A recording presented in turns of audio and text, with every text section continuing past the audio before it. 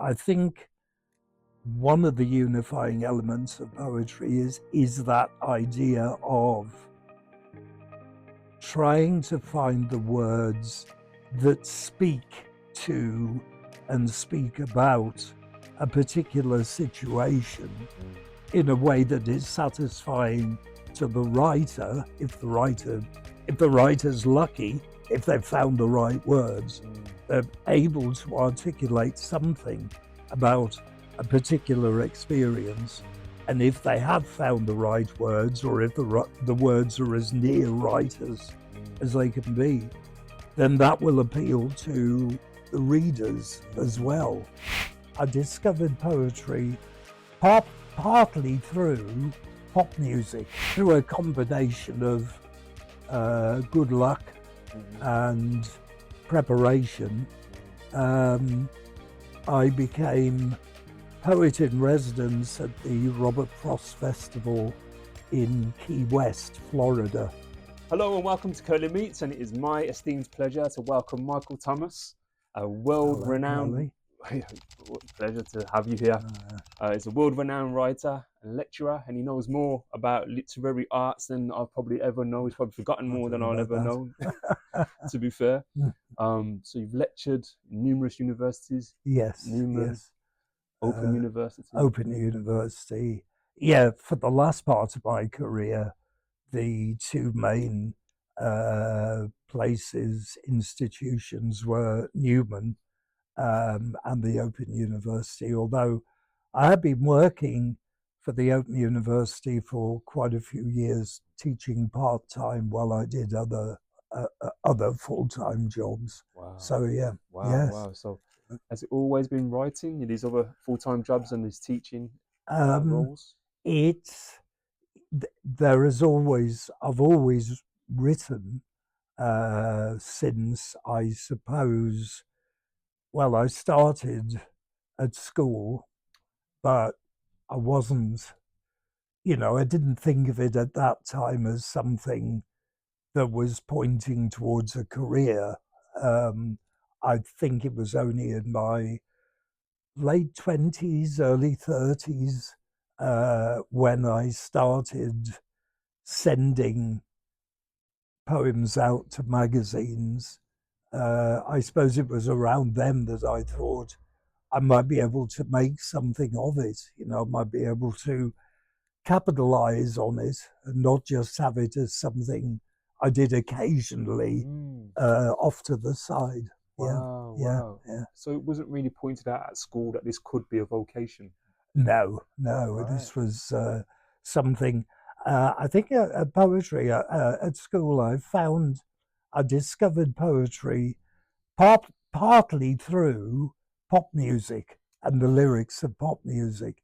And I mean, it wasn't that I thought, oh, well, I can go away and write a pop song, but I listened to the lyrics and thought, well, maybe I could write, not pop lyrics, but something that might look like and something that might read like poetry. Wow. So I think it was pop lyrics that at least partly inspired me. But I suppose, exposure to poetry, modern poetry, poetry from earlier eras, as a lot of people did through English lessons, but also through following things up on my own. Yes, yeah. So I didn't have a structured, I mean, sometimes you have, you hear of writers who seem to have a very structured journey into writing. I was inspired by this, and that led me to that, and that led me to that. In my case, it was rather more haphazard, but it happened anyway. Yeah. Well done. Because even for me, I remember back at school, it was never anything that was pointed out as a potential vocation. No, at all, it was no. It's a stumbling arc of discovery. It certainly is. Yeah. So what sort of songs then stood out for you that made you think? I suppose, and this is, we're going right back here, I suppose. Songs such as the Kinks, Ray Davis's songs, because he was, I mean, it suddenly became clear that he was writing not about the usual boy meets girl, moon and June and love and so on, which is fine. But he was writing about, I mean, Dedicated Follower of Fashion was a satire on Carnaby Street, and Dead End Street was about the difficulty of trying to get somewhere in life, which, you know, in the general context, they're not the kind of lyrics you expect in a top 20 pop song. So he was exploring, I suppose you'd say, more forms of social realism, but doing it in a nice sardonic way as well. So, and I mean, socially acceptable and very appealing melodies. So I suppose it was partly that. I suppose also to some extent, people like Bob Dylan, although I was never a big Bob Dylan fan, I don't dislike him. He just didn't show up much on my radar at that time. But the people who came after him, late 60s, early 70s, singer-songwriters like Joni Mitchell, Randy Newman, and so on, I think I was more influenced by them and the kind of lyrics that they were writing. Did you find their lyrics quite helpful in helping you to make decisions in your life and guidance in a way? To some extent. Yeah, there were certain elements in what they were talking about. There's a very good, terrific song by the singer-songwriter Janice Ian called At 17, which is all about the perils and tribulations and torments of being a teenager, an adolescent, someone of 17 years of age. I mean, she's looking at it specifically from a girl's point of view, and all the pressures to be liked, the pressures to be asked out and to be popular and so on. But lyrics such as that had a wider relevance as well, spoke to a lot of people. So yes, the singer-songwriters who came after Dylan, late 60s, early 70s, I'd say, I was influenced by. Interesting. Because when I think of Bob Dylan, I think of like kind of sticking it to the man. Yes. Oh, yes. Yes. Which is what, his first, I suppose the first phase of his writing and the first phase of his music was all about. But he changed direction, I suppose, to some extent after that. I mean, there has been that most recent film, A Complete Unknown, about his early days. And he started as a protest singer, but I guess, like, you've probably found this, a lot of people find this, you start at a certain point and you might say to yourself, well, for want of a better word, I must be this kind of artist, but you don't know what's coming up. You don't know whether you'll veer off this way or that way, whether you'll start doing different things. And I suppose it was the same with Dylan. People wanted him to remain the protest singer all the way through.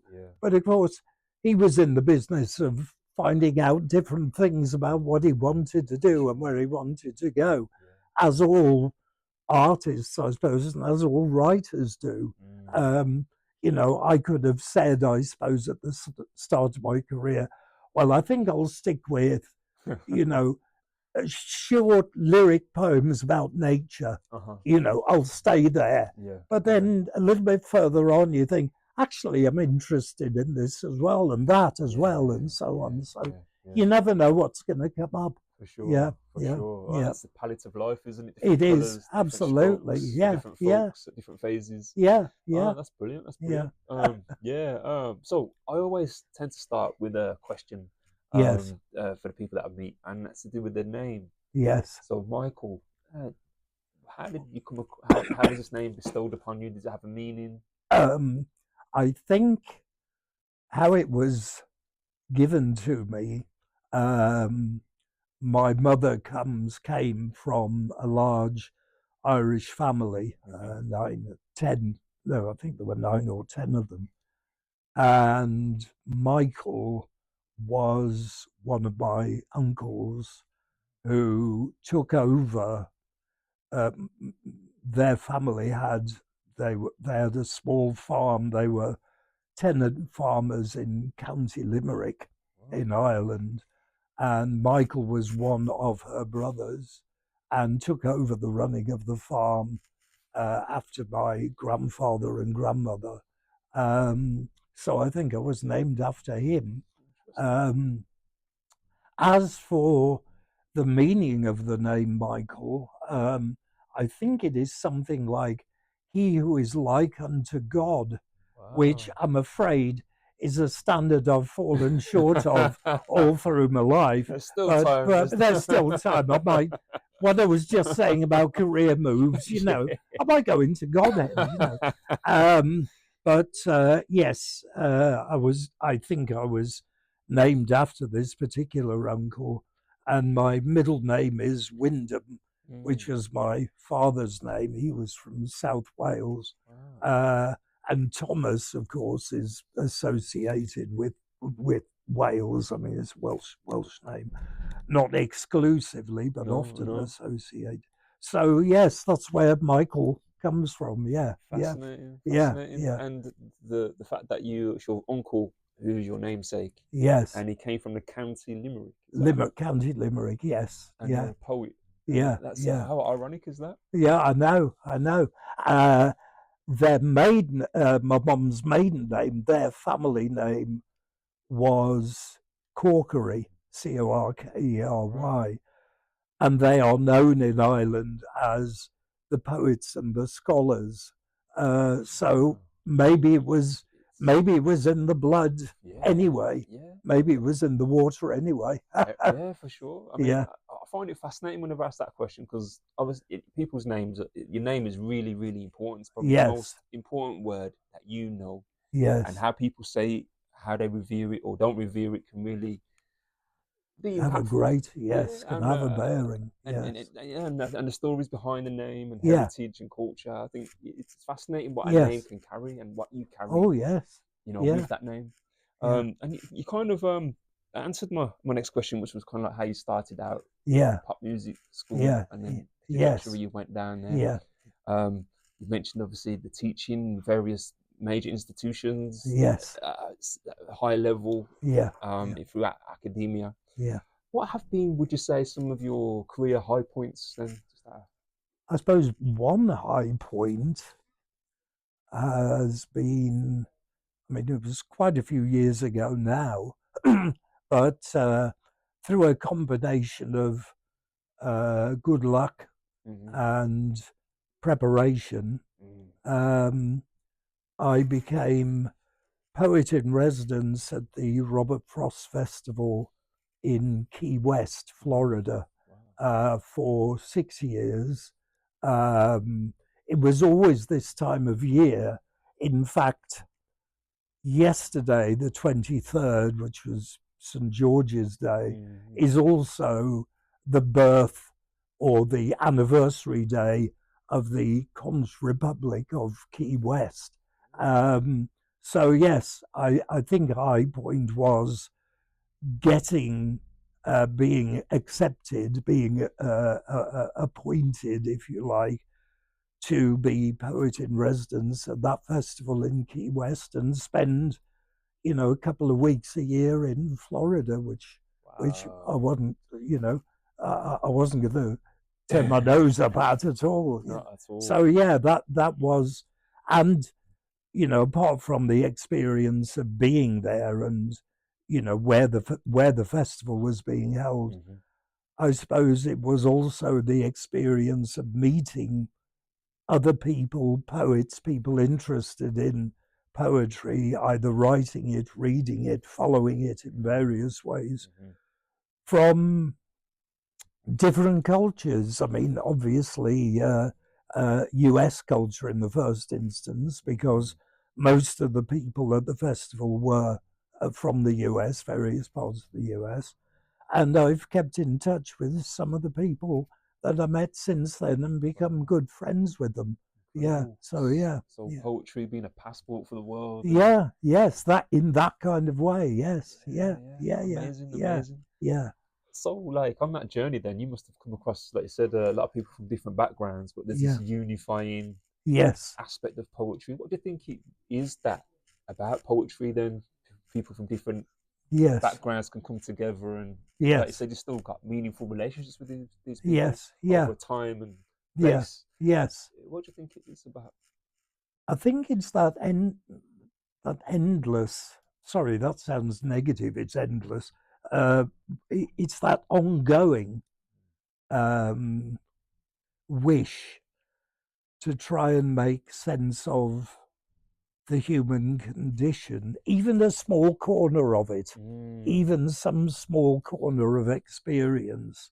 I think one of the unifying elements of poetry is that idea of trying to find the words that speak to and speak about a particular situation in a way that is satisfying to the writer, if the writer's lucky, if they've found the right words, they're able to articulate something about a particular experience.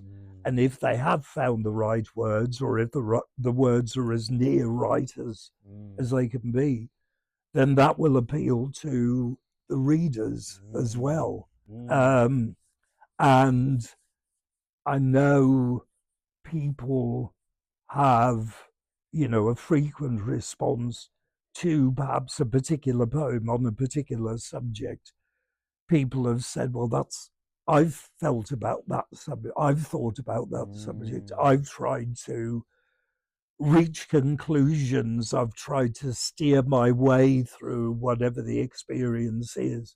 And now I've found this poem that seems to speak what I was feeling. But poetry can also, it can speak to what people are already feeling, but it can also lead people into, if you like, new areas, new experiences, new lands. I think that's equally valid, rather than just, oh, how you wrote that's exactly what I think, which is great. It is great, but it can be rather insular after a while. But the ability of the poetry also has to draw people into new ways of thinking, new experiences. I think that is a unifying theme. Like a paradigm shift almost. Yes, absolutely. That right combination of words, like a Da Vinci Code almost. Yes. To unlock something. Yes, something that a new frontier of exploration. Yes, almost. yes. But to say the words that other people are feeling, but they can't articulate. Yes, and I find this reading certain poems, if the poem has a real impact upon you, it's almost like a before and after experience. Before you read the poem, the world was like that. Now you've read it, it seems to be like this. There's some enlightenment, there's some change. That's a really nice. Yeah. Thank you very much. You're welcome. Thank you. Certainly a high point, I feel, for me, just to hear that from you with your vast experience. And thank you very much. Thank you. I mean, we met on a project with Writing West Midlands. Yes. Working in the school together. So big up to Writing West Midlands. Yeah, absolutely. Absolutely. We made the connection there. Yes. That's true. And it's been a long-standing one. Yes, it has. It has. 20... I think it was 2008, 2009, something like that. So it's been quite a while. Yeah. Well, I've always had fun, even like when I away to the studio here, we was talking about that time we was in the school. I distinctly remember your activity with the children in the class. Yes, that and playground, and focusing on the playground and so on. you get to come Yes, up with words and yeah, conjuring yeah, ideas, and I yeah. just thought it was marvelous how you worked with them and how you worked I with was, me as well. I was an I was, emerging yeah, poet, and yes, you've been like a mentor, an uncle in a absolute. sense, Well, So happy to be so. Yes, terrific. so it's been Yeah, so to have you here today is a real honor, man, and to thank have you. our second interview, so to Yes, speak, as well. yes, terrific. Um, so some high points there. How about career low points? Would you say? I think um, a low point um, was with what became my latest novel that came out a couple of years ago, Mm-hmm. The Earthly Shadows. I suppose a low point was having finished writing it and, as I thought, revising it in a careful way to improve it. Mm-hmm. And I submitted it to a literary agency stroke reading service. Mm-hmm. And I mean, I was expecting that it wasn't going to be a glittering response all the way through. I was expecting that, you would get the response, well, this might need looking at, that might need looking at. But they took against it from start to finish. They thought it was, they thought it was, well, they didn't use the word dreadful, but it was hovering in the air. Okay. And I suppose that was something of a low point. Certainly not unusual in a writer's experience. I mean, if you, I mean, this is something I'm sure you've found, and all writers find. There's that moment where you let go of the piece of writing, you submit it to a magazine, you submit it to a reading agency, you know what it means for you, you know what you understand when you read it, you know what its significance is. But now, of course, it's going to be looked at by strangers who don't have any of those reference points. Sure. And that, of course, is the moment. That's the real moment of truth, when you will find whether a piece of writing stands up or not. If a stranger reads it, and as we were saying earlier, if a stranger reads your poem and says, yeah, I can see what that's all, yes, that is speaking to me. You think, oh, well, the poem's doing its work. But with this novel, yes, it was it was a 2 out of 10, as it were. Wow. But I did go back to it, and I did revise it, tighten it further, added some sections, removed other sections, and it was published in November 2023. And it's not going to make me rich, but it's still selling the last I checked. So Brilliant. yes, so in a sense, the people who gave that rather downbeat assessment of it from the reading agency did me some good, because I mean, first my first reaction for a few months was, what do they know about that? Philistines, they know nothing. Why did I bother? But then after a while, of course, you think, well, I can't just let it sit there. I must go back and have a look at it. And so from there, I revised it, hopefully improved it. And it's, as I say, it's been out in the market for a year and a half now. Yeah. Brilliant. Well, Yeah. congratulations. Thank you. Thank you. And that sounds like it was a journey unto itself. Yes. Yes. It started unpromisingly, but it got better as it went on. Yeah. Like you say, I think a lot of writers can identify with that who may not have come out the other end like you have, so to speak. So I don't know if there's any words of advice you might want to share regarding. Yes, I think. Feedback that you get, that's probably not sure. No. I think if you get negative responses, negative feedback from people, it's very tempting. Well, one of two things. It's very tempting to pounce on the piece of writing straight away and say, I must revise it, I must make it better, and so on. And at the other extreme, it's very tempting to put it in what has now in the writing world been seen as the archetypal bottom drawer. You throw your manuscript in the bottom drawer and push it shut. I suppose my advice, my experience has been, yes, entertain those and accept those feelings, but just leave it a while, and then, without putting pressure on yourself, just come quietly back to the piece of writing and say, now, what's here? What might I be able to improve? What is fine as it stands? And what should be removed, what should be changed, and so on. But I think, in my own experience, if you get a reaction from a magazine or from an agency or whatever it might be, just allow that breathing time, because it can be very tempting just to jump on the piece of writing and say, I've got to make it better right now, or I never want to see it again, and put it in the bottom drawer, and so on. And it feels like both of those two reactions are quite emotional. Yes, they are. And you do need, I mean, it might seem paradoxical, because writing is about trying to articulate something about the world and trying to talk about your own emotions and feelings on particular subjects.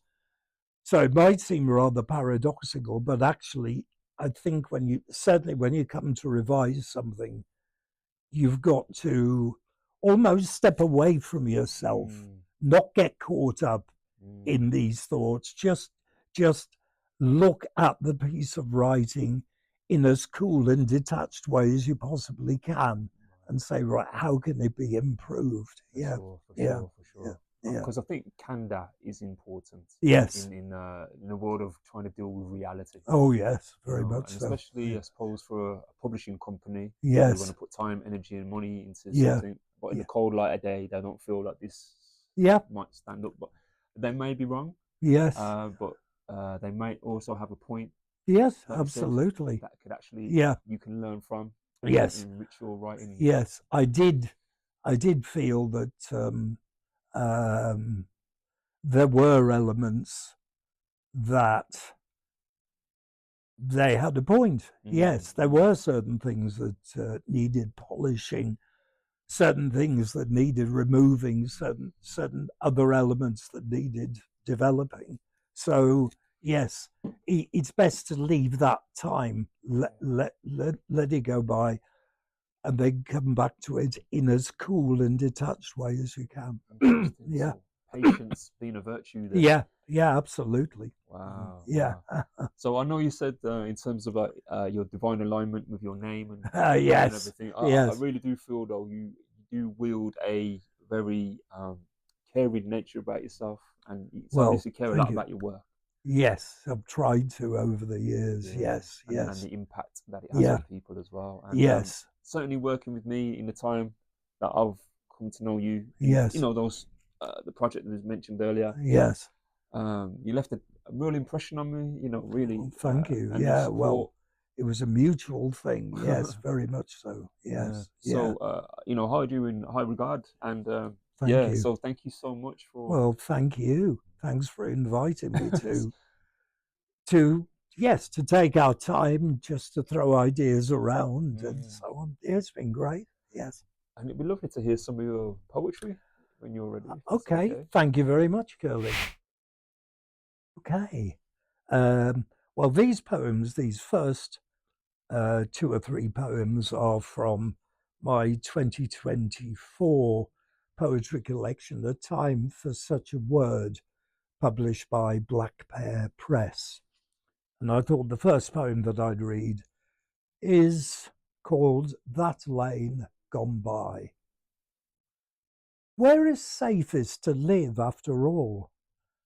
Down that lane gone by in a flash, perhaps, the kind that sires a blind twist or two, that shoots long drives to houses that must have built themselves when summer wasn't looking, then gives up and folds under tipsy fences and rising splashes of grass. Or round the back of that lipless jug on the garden room sill, set down and forgotten on the way from kitchen to tip, that turns a blue escutcheon to the uncaring day, and suffers heat and cold to go halves in worming its glaze.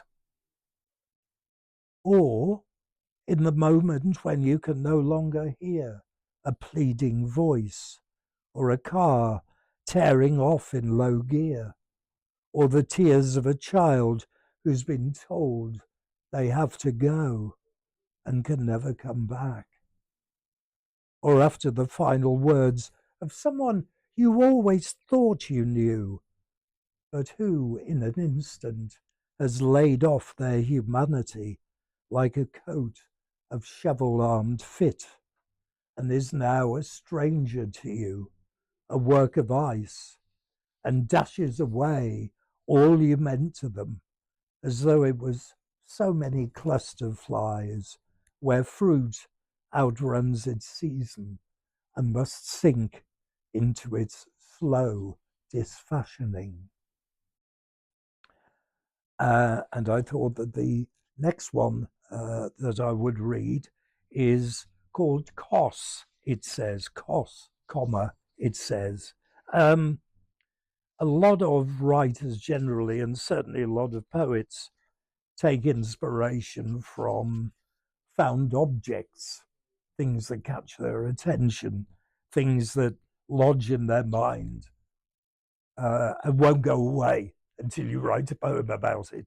And this poem really comes from a photograph that I saw of, I was guessing from how the ages appeared, a mother and a son sitting on a harbour wall in what was obviously a Mediterranean setting. No details, no name, no names for either of them. Didn't say where this was, but it stuck with me, just the way that they were sat together and this poem formed. And so I thought, well, where's a nice Mediterranean place? And I thought, well, Kos, the island of Kos. So, Kos, it says. Kos, it says, July 98. They're sideways on a harbour wall, with the long last of the sun trailing mauve on the inshore waters. He's in front, her right hand on his shoulder. Her dress is long, olive, puckered at the breast. Her sandals are soles with a fuss of small buckles. His trainers are black, but he has white socks also, as if the holiday can't have the sky full on its face, but must nod homeward, to his gym kit perhaps, or his chorister's rig at the turn of Advent, in, as it might be, a country town, where the echoes of church are modest. There is a family resemblance in the red of their necks, daubed before noon maybe, left to ripen in the placid soak of heat. They are the only people in the world. Whoever snapped them is long gone through the shimmer of barks and doorways. Perhaps she wonders what a husband would still be like. Perhaps he imagines the brother or sister gone from his life before they arrived, getting exquisitely up his nose, kicking along beside him. turn away a moment, look back, closer. Their necks are matching amulets. Her hand at his shoulder is squeezing the faintest touch more. One of my people always talk about guilty pleasures. I don't feel any guilt about this whatsoever. I'm a great fan of Midsummer Murders. But one thing occurred to me watching it. I mean, they last in the schedules for 2 hours, but this is ITV, so you have to factor in the amount of time for commercials. So I think the episodes themselves last about an hour and a half, hour and 35 minutes, which means that things have to be explained or developed quite tightly and quite sharply. And sometimes it seemed it wasn't sloppy writing by any means, but sometimes it seemed there just wasn't time to finish off fully an element of the story. And one figure, if you like, that surfaced for me in some of the episodes was the young person, say a teenager, who, for whatever reason, by the end of the episode, has got neither their mother nor their father, for whatever reason. And they are left. All of the loose ends are tied up. The murderer has been identified. Everything has been sorted out. But you're left wondering, what kind of life will this young person have now? You know, how will they develop? So that gave rise to this particular poem, The Orphans of Midsummer. And every so often, a young person stares unseeing over and around the last 5 minutes. The inspector pats their shoulder. The DS gives a smile his heart can't really afford, because already the next case is among the foliage. The credits are antsy at the foot of the screen. Doors must slam. The unmarked car must drive into this time next week. So, the young person, without so much as a neighbourly hug, is left to stand outside what they're stuck with. The cottage in which the odours have to stoop. A mansion where the chill huddles into itself at corn-east junctions. Death's pay in kind. There being no other family, not truly. Mum or Dad having hooked it before the episode began. The other one having been fed to the plot, even unmasked as the murderer, brewing more grudges than all the hot dinners touted in the commercial breaks. A proper wrong-un will always fight the glove that seeks to pilot their head through the squad car's rear door.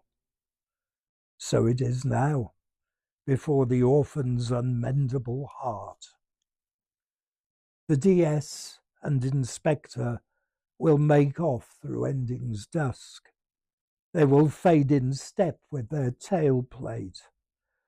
The supporting cast will tumble into the runoff down the sides of the script. Only the orphan remains and is real, standing before a house whose secrets will never now stop yakking. Maybe they'll pray for their own tomorrow, even tell themselves they can almost see it, like a hometown glimpsed as a train slows, half melted in an indifference of rain. And the last one I'll read from this particular collection is called Ways to Say It. Um, I'm fascinated by objects. I'm fascinated by objects in stillness. Um, a poem I wrote, published in another collection quite a number of years ago, has the line, "Things in their quiet do no harm." And I've just, a lot of my poems, either partly or completely, are to do with objects in their space and what they might mean, and what they might even, if this doesn't seem too fanciful, what they might even be saying by where they are and what they do. So this is one of those poems, Ways to Say It. Footsteps go down the stairs. A door closes.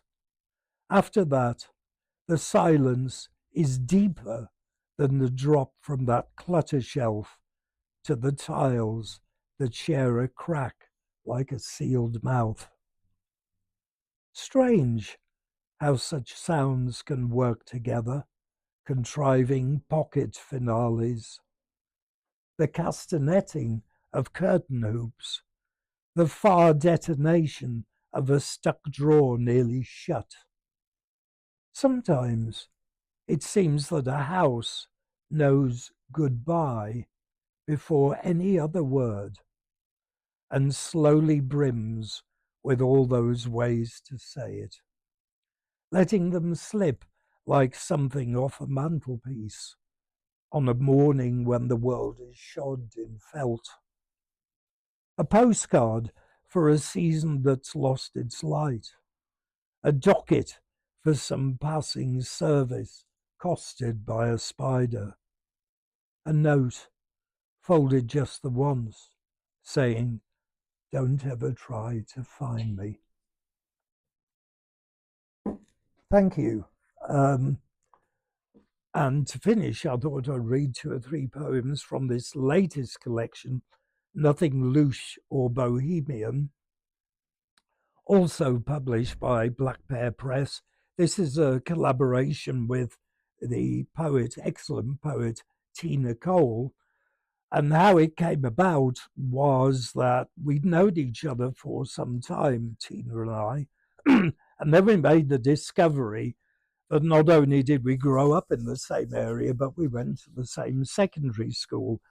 So she got in touch and suggested a collaboration of a sequence of poems, looking back, reflecting on, articulating particular episodes, people, and places from what really, in effect, was our shared experience, although we hadn't known it before.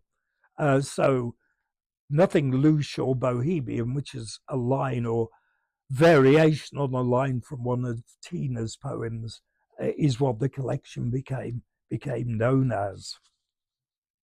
So I'll read 2 or 3 poems from this collection. The first one is called Unmapped, and it's one of those. I suppose I was fascinated by one of those roads which isn't exactly in an urban area, and it's not exactly in the country either. It's at the very edge. And I know other writers have written about edgelands and margins, and they are fascinating ideas. And so I was thinking about a road that was half in and half out of the country, half in and half out of suburbia, unmapped. Here is a country road blocked with rubble a few yards in. So it does not know its journey anymore. It cannot call back sky and incident from all the years. The button feet that tapped along it, the Sundays in their close white chafe, the petrol blush upon the leaves when someone had to get out and get under, or a Vesper lamp stinging the dusk. The road cannot now look up from its bends at how treetops net the seasons in stars of summer blood and Christmas pearl. A bird sits on the rubble, looks inland at the onwardness as was. The stroke on a map, each day more not there, sunk a touch deeper through the tides of the earth. One theme that seemed to come quite quickly to the surface when Tina and I were talking about what should be in the collection was inevitably school. Pardon me, primary school, secondary school.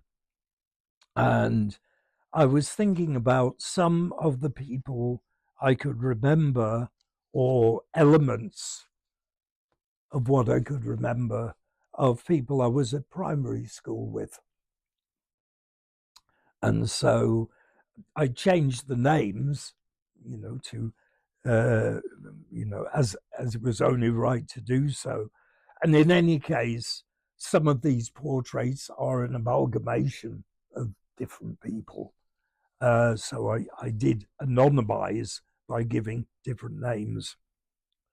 But here is one from my primary school days at Holy Trinity Roman Catholic School, Oxford Street, Bilston. 1958 to 1965 to give the full Monty details. Jacqueline Burnett. We were in the same class at primary school, shared the same birthday. One year were told to stand up so the room could sing and toast the nothing we'd done.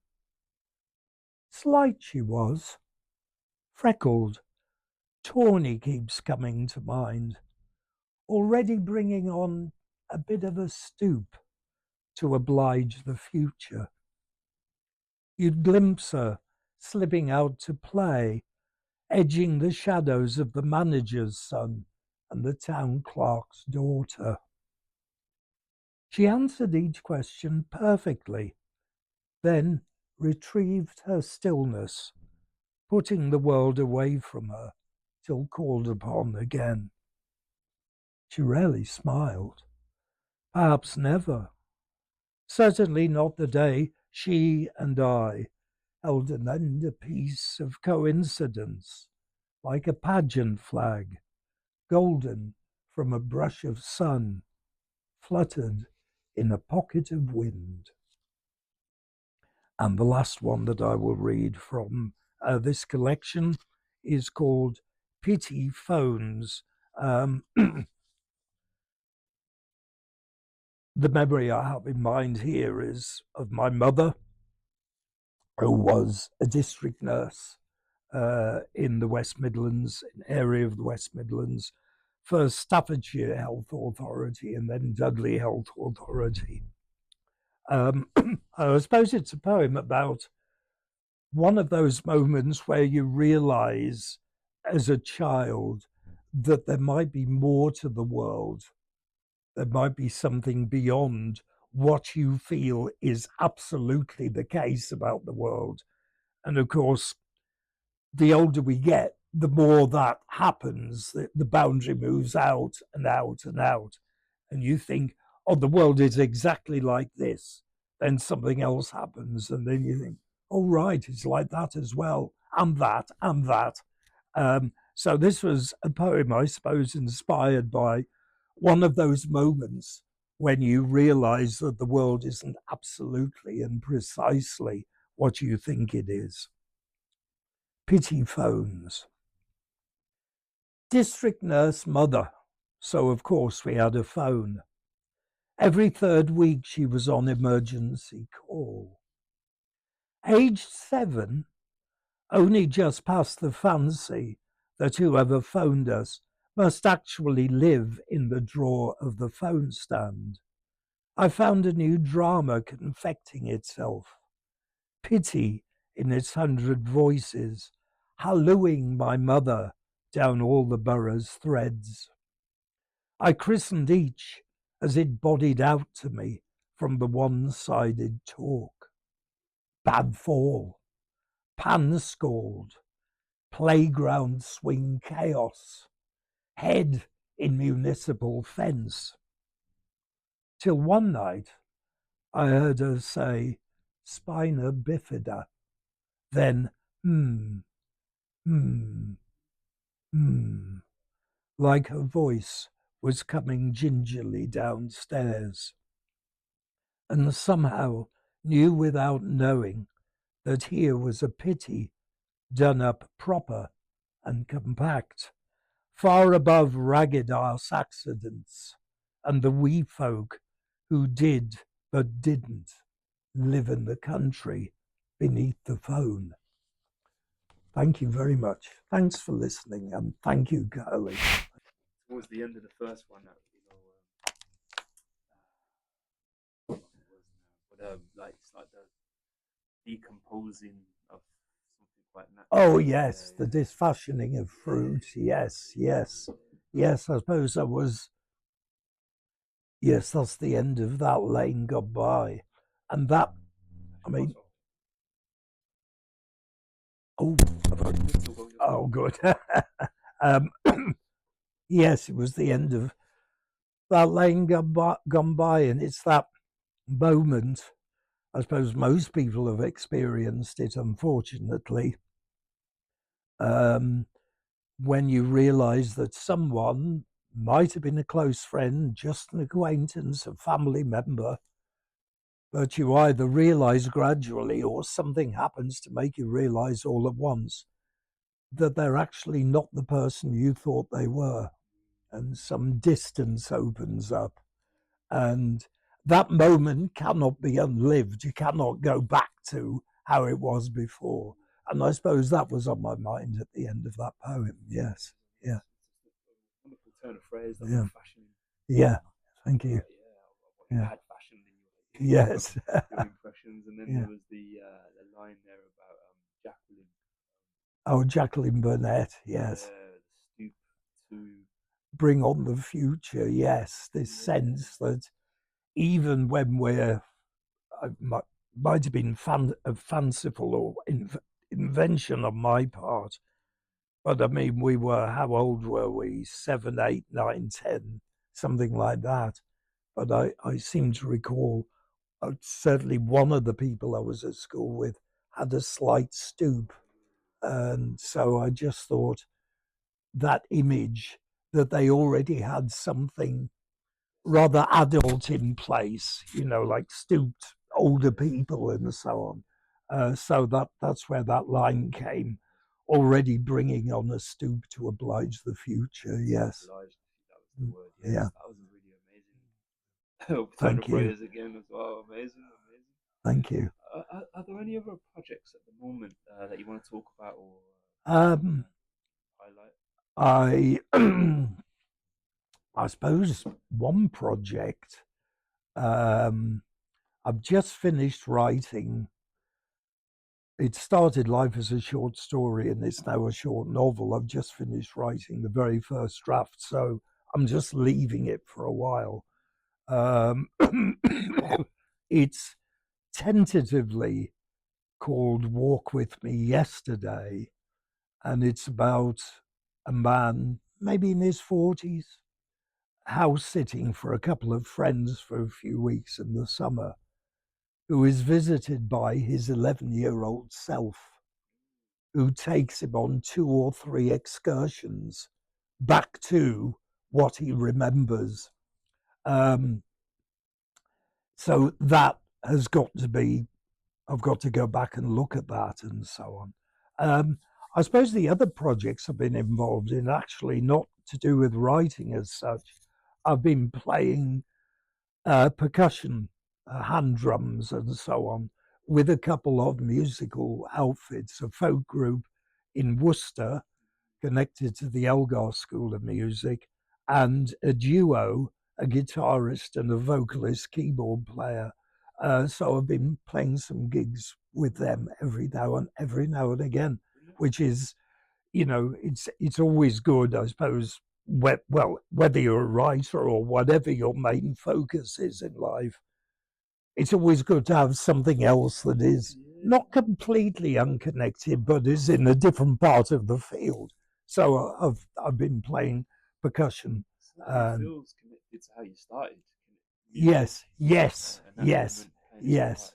And I still play guitar and so on. So in a way, it's kind of come full circle back to, yeah, I suppose maybe the very last thing I should do is try and write a song like Ray Davis of the Kinks, and then that will be it. You know, and I can draw a line and say, that's it. Yeah. That's it. Yeah, yeah. Great. Yeah, yeah. Michael, honestly, great collections there. Thank you. Look forward to seeing more of your projects come to fruition as well. And yours. Thank you very much, Kurly. It's been great. It's been really great. Thank you.